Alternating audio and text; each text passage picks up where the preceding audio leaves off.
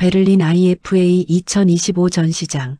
한때 일본 가전 제품이 세계를 지배하던 그 무대에서 한 일본인 엔지니어가 멍하니 서 있습니다.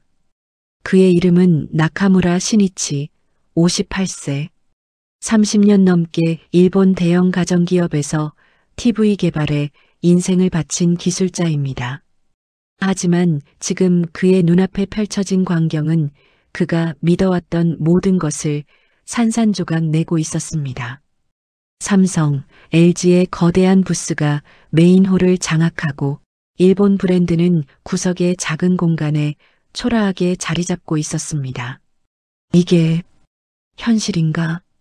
그는 주먹을 쥐었다 폈다를 반복하며 쓴웃음을 지었습니다.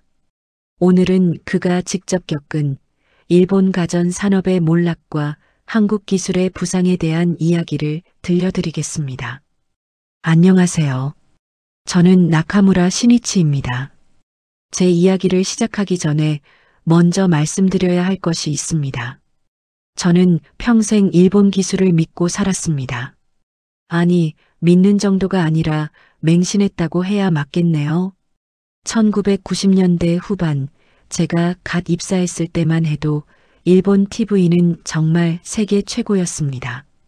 소니의 트리니트론, 파나소닉의 비에라, 샤프의 아쿠오스. 이 이름들은 유럽과 미국 시장에서 곧 품질과 혁신을 의미했습니다. 제가 근무하던 연구소에는 우리가 만든 기술이 세계 표준이 된다는 현수막이 걸려 있었습니다. 그리고 우리는 정말로 그렇게 믿었습니다. 당시 한국 기업들요? 솔직히 말씀드리면 우리 눈에는 그저 뒤쫓아오는 후발주자에 불과했습니다. 저들은 우리 기술을 모방할 뿐이야. 진짜 혁신은 일본에서 나온다는 게 연구소 선배들의 입버릇이었죠. 중국 기업은 더 말할 것도 없었습니다. 가격만 싼 저품질 제품을 만드는 곳이라고 치부했습니다. 2000년대 초반 저는 차세대 디스플레이 개발팀에 배치되었습니다. 플라즈마 TV 프로젝트였죠. 우리는 독자 OS를 개발하고 독자 규격을 만들고 독자 기술로 승부하겠다는 원칙을 고수했습니다. 회의 때마다 부장님은 이렇게 말씀하셨습니다. 글로벌 표준? 그런 건 우리가 만드는 거야. 우리가 곧 표준이다. 그 말에 모두가 고개를 끄덕였고 저 역시 자랑스러웠습니다. 유럽 IFA 전시회에 출장을 갈 때마다 우리 부스는 가장 큰 규모였습니다. 관람객들이 몰려들었고 바이어들은 줄을 섰습니다. 한국 기업 부스? 지나가면서 힐끗 보기는 했지만 아직 멀었어라는 생각뿐이었습니다. 저는 퇴근길 전철에서 자랑스럽게 회사 사원증을 목에 걸고 다녔습니다. 일본 최고 가전기업의 엔지니어라는 사실이 그렇게 자랑스러울 수가 없었습니다. 지금 돌이켜보면 그때가 정점이었습니다. 우리는 정점에서 내려올 줄을 몰랐습니다. 아니, 내려가고 있다는 사실조차 인정하지 않으려 했습니다. 오만함이 우리 눈을 가렸고 자만심이 우리 귀를 막았습니다. 변화의 바람이 불어오고 있었지만 우리는 그저 일시적인 흔들림이라고만 생각했습니다. 그 오만함의 대가를 얼마나 혹독하게 치르게 될지 그때는 정말 몰랐습니다. 2015년 가을 제 인생에서 처음으로 불안감을 느낀 순간이었습니다. 정기전략회의에서 시장조사팀 과장이 발표를 시작했습니다. 한국 LG전자의 OLED TV가 유럽 프리미엄 시장에서 급부상하고 있습니다. 특히 화질 평가에서 우리 플라즈마 모델을 앞서기 시작했습니다. 회의실이 술렁였습니다. 저는 손을 들고 물었습니다. 그건 일시적인 마케팅 효과 아닙니까? 실제 기술력은 어떻습니까? 시장조사팀 과장은 난처한 표정으로 대답했습니다. DMAIC 품질 분석 결과, 색재현율, 명암비, 응답속도 모든 면에서 OLED가 우위를 보이고 있습니다. 저는 웃어넘겼습니다. 하지만 OLED는 수명 문제가 있지 않습니까? 버닝 현상도 심하고요. 일시적 유행일 뿐입니다.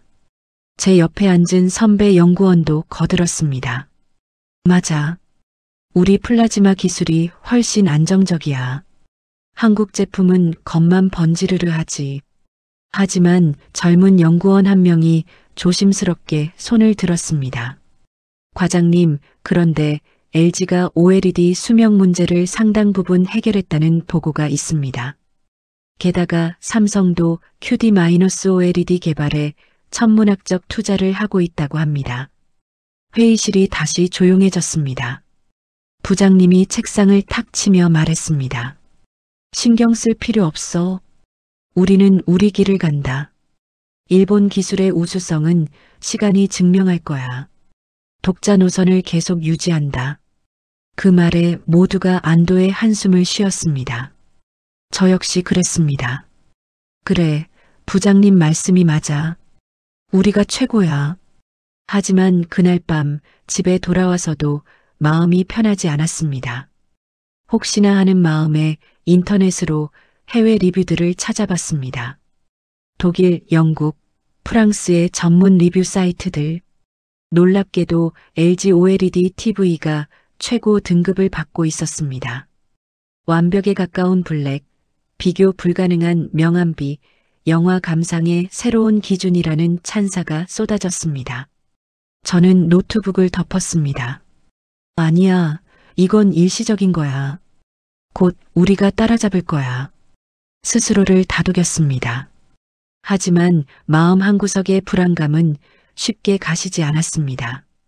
다음 해인 2016년 회사는 플라즈마 TV 생산을 전면 중단한다고 발표했습니다. 시장 수요 변화에 따른 불가피한 결정이라는 게 공식 입장이었습니다. 10년 넘게 개발해온 기술이 하루아침에 사라진 겁니다. 저는 허탈했습니다. 그동안 제가 쏟아부은 시간과 노력이 무의미해지는 순간이었습니다. 회사는 급하게 LCD와 LED TV 생산에 집중하기 시작했습니다. 하지만 그 시장은 이미 삼성과 LG가 장악하고 있었고 중국 기업들이 가격 경쟁력으로 빠르게 치고 들어오고 있었습니다. 우리는 뒤늦게 뛰어든 후발주자가 되어 있었습니다. 어느새 우리가 한국을 쫓아가는 입장이 된 겁니다. 하지만 경영진은 여전히 곧 만회할 수 있다고 말했고 저는 그 말을 믿고 싶었습니다. 균열은 이미 시작되었지만 저는 그걸 직시하고 싶지 않았습니다. 2018년부터 상황은 급격히 나빠졌습니다. 유럽 시장 점유율이 매 분기 하락했습니다. 한때 30%를 넘던 우리 회사 점유율은 15%로 다시 8%로 떨어졌습니다. 반면 삼성과 LG는 시장을 거의 양분하다시피 했고 TCL과 하이센스 같은 중국 기업들도 빠르게 성장했습니다. 연구소 분위기가 싸늘해졌습니다. 더 이상 우리가 최고라고 말하는 사람이 없었습니다. 대신 어떻게 살아남을 것인가가 화두가 되었습니다.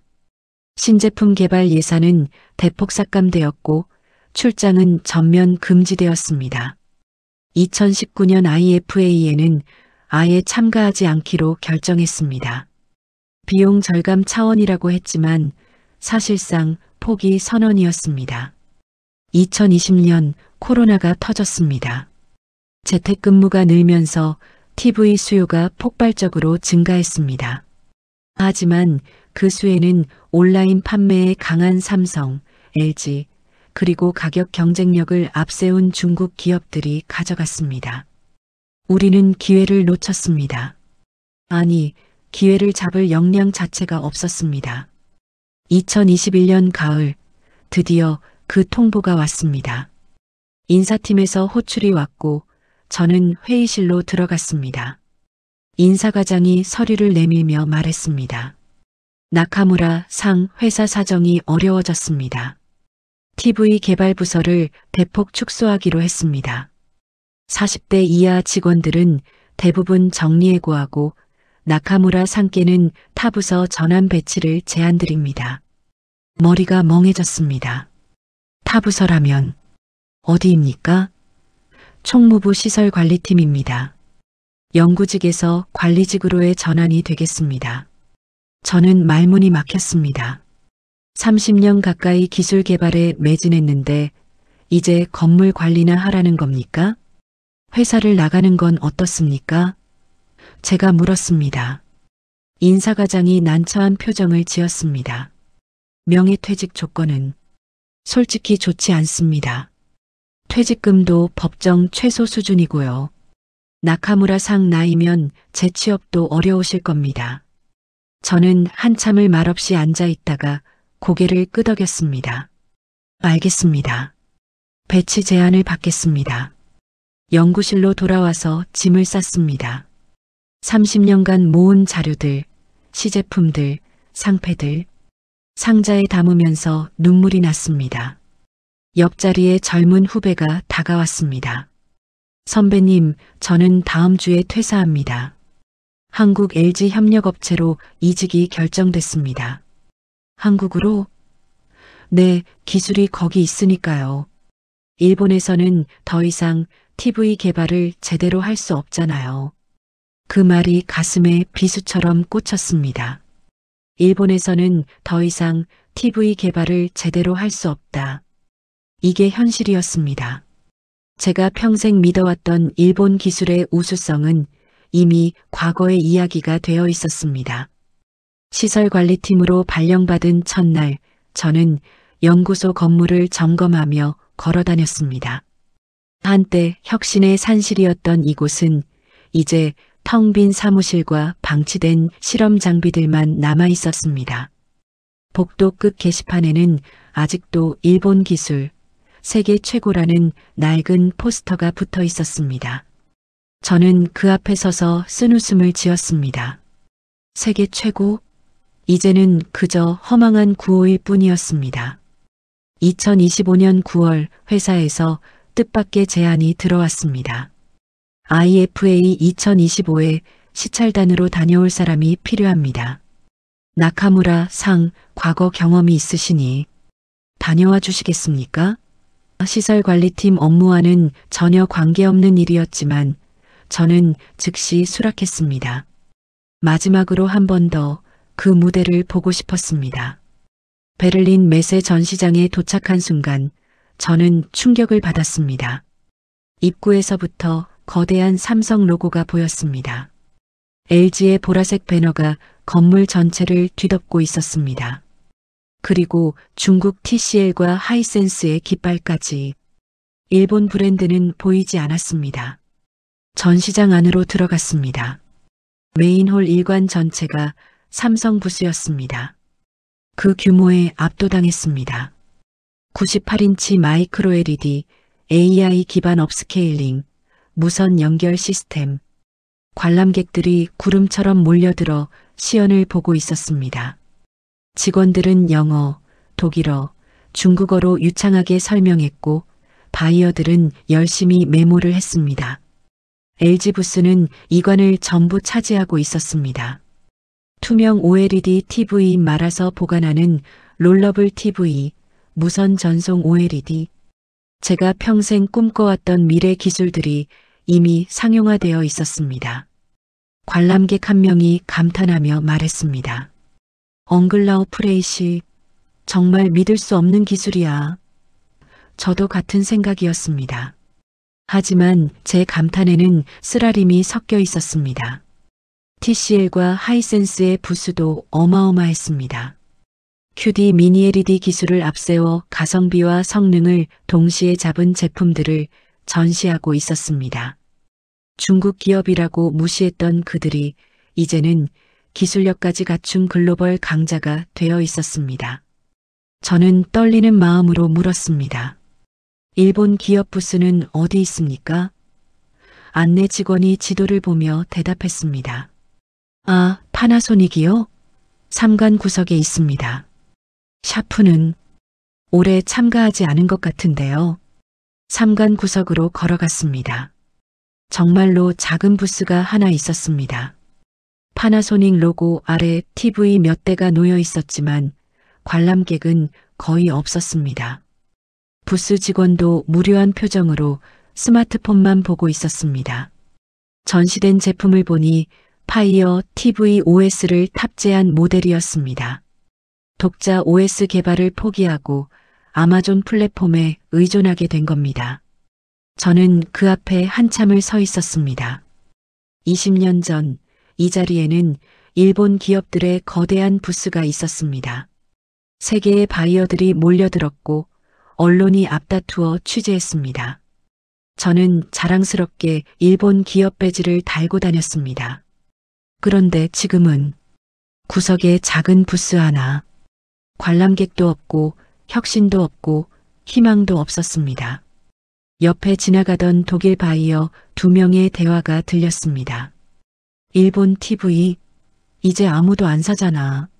삼성이나 LG 제품이 훨씬 낫지. 그러게. 일본은 이제 끝난 것 같아. 저는 주먹을 불끈 쥐었지만 반박할 수 없었습니다. 그들의 말이 맞았으니까요. 전시장을 나오면서 저는 하늘을 올려다봤습니다. 베를린의 가을 하늘은 맑았지만 제 마음은 잿빛이었습니다. 여기가 우리가 장악했던 무대였는데. 호텔로 돌아온 저는 노트북을 열고 오늘 본 것들을 정리하기 시작했습니다. 감정을 배제하고 엔지니어로서 객관적으로 분석해보고 싶었습니다. 하지만 분석을 하면 할수록 절망감만 커졌습니다. 삼성의 마이크로 LED 기술은 정말 혁명적이었습니다. 개별 LED를 미세하게 배치해 완벽한 블랙과 높은 밝기를 동시에 구현했습니다. 이건 OLED의 장점과 LCD의 장점을 합친 기술이었습니다. 우리가 10년 전에 시도했다가 기술적 한계로 포기한 바로 그 기술을 삼성은 상용화에 성공한 겁니다. LG의 차세대 OLED는 더 충격적이었습니다. 메타 기술로 밝기를 대폭 향상시켰고 번임 문제도 거의 해결했습니다. 게다가 투명 OLED, 플렉서블 OLED까지 디스플레이의 개념 자체를 바꾸고 있었습니다. 제가 회의실에서 OLED는 한계가 있다고 말했던 게 10년 전인데 그 사이 그들은 모든 한계를 돌파해버렸습니다. 중국 기업들의 QD 미니 LED 기술도 놀라웠습니다. 퀀텀 닷과 미니 LED를 결합해 색재현율과 명암비를 극대화했습니다. 가격은 일본 제품보다 30% 저렴하면서도 성능은 오히려 더 좋았습니다. 중국은 싼 제품만 만든다는 편견은 완전히 깨진 지 오래였습니다. 더 충격적인 건 AI 통합이었습니다. 모든 한국과 중국 TV들이 AI 기반 화질 보정, 음성 인식, 스마트홈 연동을 기본으로 탑재하고 있었습니다.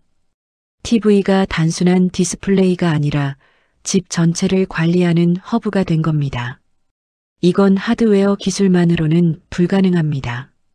소프트웨어, 클라우드, IoT 모든 것이 통합되어야 가능한 일입니다. 그리고 그게 바로 일본이 놓친 부분이었습니다. 우리는 하드웨어의 완성도에만 집착했습니다. 일본 제품은 튼튼하다. 일본 기술은 정교하다. 맞는 말입니다. 하지만 세상은 이미 연결과 통합의 시대로 넘어갔습니다. 단독으로 완벽한 제품이 아니라 다른 기기들과 10ml/s하게 연결되는 생태계가 중요해진 겁니다. 한국 기업들은 그걸 일찍 깨달았습니다. 삼성은 갤럭시 스마트폰과 TV를 연동시켰고 LG는 THINQ 플랫폼으로 모든 가전을 묶었습니다.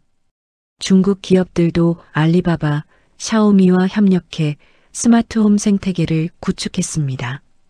반면 일본 기업들은 여전히 독자 OS, 독자 규격을 고집하다가 결국 포기하고 구글이나 아마존 플랫폼에 의존하게 되었습니다. 저는 파나소닉 부스에서 본 파이어 TV 탑재 모델이 계속 떠올랐습니다. 독자 노선을 포기하면 일본 기술의 자존심이 무너진다며 그렇게 버티더니 결국은 미국 기업의 플랫폼을 빌려 쓰게 된 겁니다. 차라리 10년 전에 방향을 바꿨더라면 하는 후회가 밀려왔습니다. 속도의 차이도 명확했습니다. 한국과 중국 기업들은 매년 새로운 기술을 선보였습니다. 실패를 두려워하지 않고 빠르게 시도하고 빠르게 수정하고 빠르게 출시했습니다. 반면 일본 기업들은 완벽을 추구하느라 속도를 잃었습니다. 시장에 내놓을 때는 이미 경쟁사가 더 나은 제품을 출시한 후였습니다. 저는 노트북을 닫았습니다. 더 이상 분석할 필요가 없었습니다.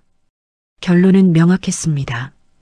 기술력, 속도, 생태계, 가격, 모든 면에서 일본은 뒤처졌습니다. 그리고 그 격차는 계속 벌어지고 있었습니다. 제 엔지니어로서의 자존심이 바닥까지 무너지는 순간이었습니다. 도쿄로 돌아온 저는 집 서재로 곧장 들어갔습니다.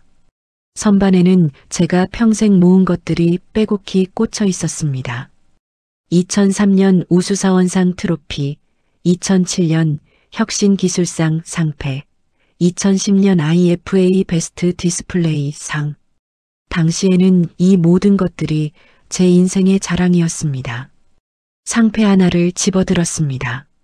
먼지가 수북이 쌓여 있었습니다. 수건으로 닦으며 그때 그 시절을 떠올렸습니다. 시상식장에서 박수를 받던 순간, 동료들과 축배를 들던 밤, 가족들에게 자랑스럽게 보여주던 기억. 하지만 지금 이 상패가 증명하는 건 무엇입니까? 과거의 영광? 아니면 현재의 몰락? 당신 돌아왔어? 아내가 서재 문을 열고 들어왔습니다. 베를린은 어땠어요? 저는 대답 대신 쓴웃음만 지었습니다. 그렇게 안 좋았어요? 상상 이상이었어. 일본 기업 부스는 거의 없다고 봐야 해. 아내가 한숨을 쉬었습니다. 그럴 줄 알았어요. 요즘 뉴스 보면 다 한국이랑 중국 기업 이야기뿐이잖아요. 저는 고개를 끄덕였습니다. 미안해. 평생 회사 일에만 매달렸는데 결국 이렇게 됐네. 당신 잘못이 아니에요. 시대가 변한 거죠. 거실로 나왔습니다. TV가 켜져 있었습니다. 드라마가 재생되고 있었는데 화질이 놀라울 정도로 선명했습니다. 이 TV, 새로 산 거야? 아내가 약간 미안한 표정을 지으며 대답했습니다. 네, 지난달에 샀어요. LG OLED TV예요. 화질이 정말 좋더라고요. 그리고 가격도 일본 제품보다 싸고. 저는 TV 앞에 한참을 서 있었습니다. 완벽한 블랙, 생생한 색감, 부드러운 화면 전환. 엔지니어로서 인정할 수밖에 없었습니다. 이건 정말 훌륭한 제품이었습니다. 좋은 선택이야. 제가 말했습니다. 언제부터 한국 제품이 이렇게 좋아졌는지. 아내가 조심스럽게 말을 이었습니다. 그때 아들이 집에 들어왔습니다. 대학원생인 아들은 전자공학을 전공하고 있었습니다. 아버지 출장 다녀오셨어요? IFA 어땠어요? 응, 많이 달라졌더구나. 삼성이랑 LG 부스 대단했죠? 친구들한테 사진 많이 받았어요. 아들이 신이 나서 말했습니다. 저 다음 달에 서울 가요. LG 디스플레이 연구소 견학 프로그램에 선발됐어요. 제 가슴이 철렁했습니다. 한국으로? 왜? 아버지, 지금 디스플레이 기술은 한국이 최고잖아요. 거기서 배워야 제대로 공부하는 거죠. 말문이 막혔습니다. 제 아들이, 제 전공을 물려받은 아들이 한국으로 공부하러 간다고 합니다. 30년 전 같았으면 한국 학생들이 일본으로 유학을 왔습니다. 그런데 이제는 정반대가 되어버렸습니다. 아버지는 반대하세요? 아들이 조심스럽게 물었습니다. 저는 고개를 저었습니다. 아니, 잘하고 와라. 많이 배우고 와. 무슨 근거로 반대하겠습니까? 제가 베를린에서 직접 목격한 현실이 답이었습니다. 밤이 깊었습니다. 잠이 오지 않아 다시 서재로 갔습니다. 책장에 꽂혀 있던 옛날 사진첩을 꺼냈습니다. 2005년 IFA 사진, 거대한 일본 기업 부스 앞에서 찍은 단체 사진. 모두들 자신감 넘치는 표정이었습니다. 그 중에 젊은 제 모습도 보였습니다. 사진 속 저는 이렇게 될 줄 몰랐겠죠. 20년 후 제가 한국 기업에 압도당하고 중국 기업에 밀리고 회사에서 쫓겨나다시피 해서 시설관리 업무를 하게 될 줄. 사진첩을 덮으며 한숨이 나왔습니다. 창밖을 내다봤습니다. 도쿄의 야경이 펼쳐져 있었습니다. 여전히 화려한 도시, 여전히 붐비는 거리. 하지만 그 빛 속에서 일본 가전 산업의 불빛은 점점 꺼져가고 있었습니다. 제 인생의 불빛도 함께 꺼져가는 것 같았습니다. 다음 날 아침 저는 평소보다 일찍 출근했습니다. 회사 자료실로 가서 옛날 회의록들을 뒤적이기 시작했습니다. 제가 정말 알고 싶었습니다. 우리는 언제부터 잘못된 길로 들어선 걸까? 어느 순간에 방향을 바꿨어야 했을까? 2010년 전략회의 회의록을 펼쳤습니다. 시장조사팀 보고 한국 기업들이 스마트 TV 개발에 주력하고 있습니다. 인터넷 연결, 앱스토어, 음성인식 등을 적극 도입하고 있습니다. 연구개발팀 대응 우리는 화질 개선에 집중합니다. TV의 본질은 좋은 화면을 보여주는 것입니다. 2013년 회의록 삼성과 LG가 공면 TV, OLED TV로 시장을 공략하고 있습니다. 경영진 결정 유행에 흔들리지 않습니다. 우리는 검증된 기술로 승부합니다. 2016년 회의록 중국 기업들이 AI 기능을 대거 탑재하고 가격 경쟁력을 앞세우고 있습니다. 대응 방안 일본 기술의 우수성을 강조하는 마케팅을 강화합니다. 저는 회의록을 덮었습니다. 답은 명확했습니다. 우리는 변화의 신호를 받았습니다. 여러 번 받았습니다. 하지만 매번 무시했습니다. 일시적 유행, 본질이 아니다. 우리가 최고다. 이런 말들로 스스로를 위로했습니다. 한국 기업들이 잘해서 이긴 게 아닙니다. 우리가 변화를 거부해서 진 겁니다. 그들이 특별히 뛰어나서가 아니라 우리가 멈춰 서 있었기 때문입니다. 시장이 요구하는 것을 그들은 빠르게 받아들였고 우리는 과거의 영광에 취해서 귀를 막았습니다. 독자 노선이라는 명분 아래 우리는 고립을 자초했습니다. 세계가 안드로이드 TV로 통합되는데 우리는 독자 OS를 고집했습니다. 시장이 개방형 플랫폼을 원하는데 우리는 폐쇄형 시스템을 유지했습니다. 일본만의 것을 지키려다가 세계에서 고립된 것이 되어버렸습니다. 젊은 엔지니어들의 제안도 무시했습니다. 한국처럼 스마트 기능을 강화하면 어떨까요? 경영진의 판단을 믿어라. 중국처럼 가성비 모델도 만들면 어떨까요? 일본은 프리미엄 시장이 답이다. 모든 새로운 제안은 전통과 자존심이라는 이름으로 묵살되었습니다. 가장 큰 실수는 오만함이었습니다. 우리가 최고라는 믿음이 너무 강했습니다. 그 믿음은 자신감이 아니라 자만심이었습니다. 경쟁자를 분석하는 대신 무시했습니다. 시장 변화를 연구하는 대신 외면했습니다. 그리고 그 대가를 지금 치르고 있습니다. 저는 창밖을 바라봤습니다. 회사 주차장에는 예전보다 훨씬 적은 수의 차들만 주차되어 있었습니다. 많은 직원들이 떠났고 많은 부서가 사라졌습니다. 한때 일본 가전 산업의 상징이었던 이 건물은 이제 절반도 채 쓰이지 않고 있었습니다. 나카무라 상. 뒤에서 누군가 불렀습니다. 옛 동료였습니다. 혼자서 뭐 하세요? 옛날 자료 좀 보고 있었어. 의미 있어요? 다 지나간 일인데. 저는 고개를 저었습니다. 지나간 일이 아니야. 우리가 왜 여기까지 왔는지 알아야 앞으로 어떻게 해야 할지 알 수 있지 않겠어? 동료가 쓴웃음을 지었습니다. 앞으로, 우리한테 앞으로가 있나요? 저는 대답하지 못했습니다. 정말로 우리에게 미래가 있을까요? 일본 TV 산업에 부활의 기회가 올까요? 솔직히 모르겠습니다. 하지만 한 가지는 확실합니다. 만약 기회가 온다면 우리는 이번에는 달라져야 합니다.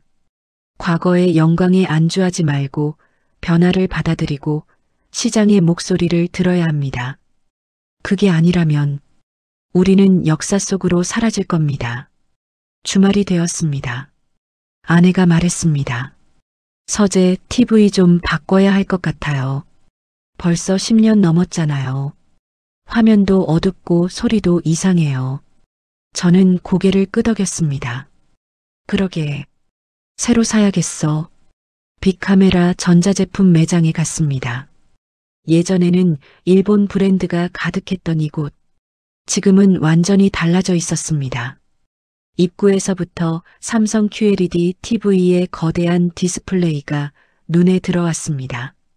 옆에는 LG OLED TV가 전시되어 있었고 그 옆으로는 중국 TCL과 하이센스 제품들이 줄지어 있었습니다. 일본 브랜드를 찾았습니다. 구석 선반에 작은 모델 몇 개가 놓여 있었습니다. 도시바, 파나소닉. 하지만 제가 아는 그 브랜드들이 아니었습니다. 메이드 인 차이너라고 적혀 있었습니다. 일본 브랜드를 단 중국 제조 제품이었습니다. 직원이 다가왔습니다. 어떤 제품 찾으세요? 75인치 정도 TV를 보려고요. 그럼 이쪽으로 오세요. 요즘 가장 인기 있는 모델들입니다. 그가 안내한 곳은 삼성과 LG 코너였습니다. 삼성 리오 QLED 모델 앞에 섰습니다. 4K 화면에서 8K 수준의 선명도를 보여주는 AI 업스케일링. 화면을 보는 순간 감탄이 나왔습니다. 이게 정말 4K 신호예요? 네, AI가 실시간으로 화질을 개선합니다. 요즘은 다 이래요. LG OLED 모델도 봤습니다. 완벽한 블랙에서 구현되는 명암빛, 어떤 각도에서 봐도 왜곡 없는 색감. 제가 평생 꿈꿔온 완벽한 디스플레이였습니다. 가격은 어떻게 되나요? 이 모델은 35만 엔입니다. 삼성은 32만 엔이고요. 일본 제품 가격도 물어봤습니다. 파나소닉 65인치는 28만 엔입니다. 더 작은 사이즈에 더 싼 가격. 하지만 화질을 비교하면 차이가 명확했습니다. 이건 가격 문제가 아니었습니다. 기술의 차이였습니다. 한참을 고민했습니다. 일본 사람으로서, 일본 기업 엔지니어로서 일본 제품을 사야 하는 게 아닐까? 하지만 엔지니어로서의 양심이 말했습니다. 더 나은 기술에 돈을 지불하는 게 맞다. 삼성 75인치 니오 QLED로 할게요.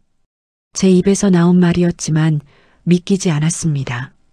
평생 일본 기술의 우수성을 믿어왔던 제가 한국 제품을 선택하다니. 계산을 하는 동안 제 손이 떨렸습니다. 카드를 건네면서 생각했습니다. 이게 마지막 항복이구나. 회사에서 쫓겨난 날보다 IFA에서 굴욕을 당한 날보다 더 무거운 패배감이 찾아왔습니다. 일주일 후 TV가 배달되었습니다. 기사들이 설치하고 간 뒤 저는 리모컨을 들었습니다. 전원을 켰습니다.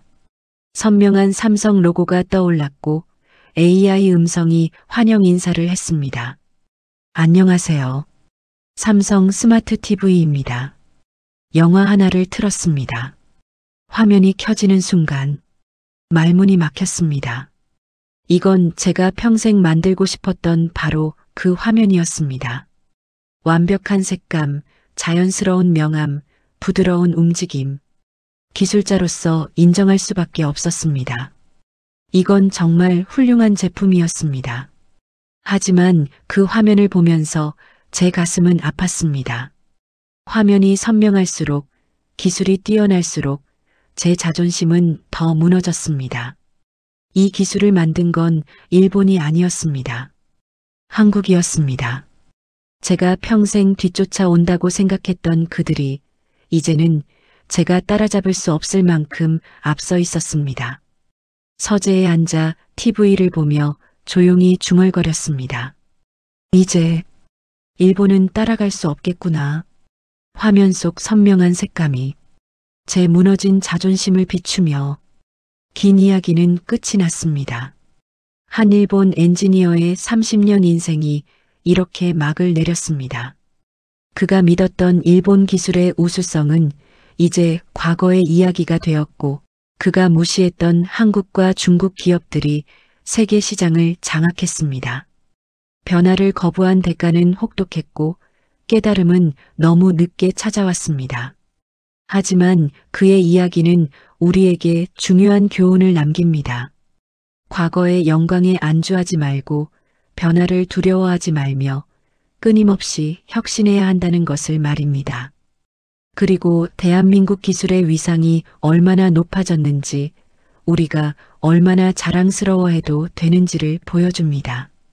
이 내용이 마음에 드셨다면 구독, 좋아요, 알림 설정 부탁드립니다. 감사합니다.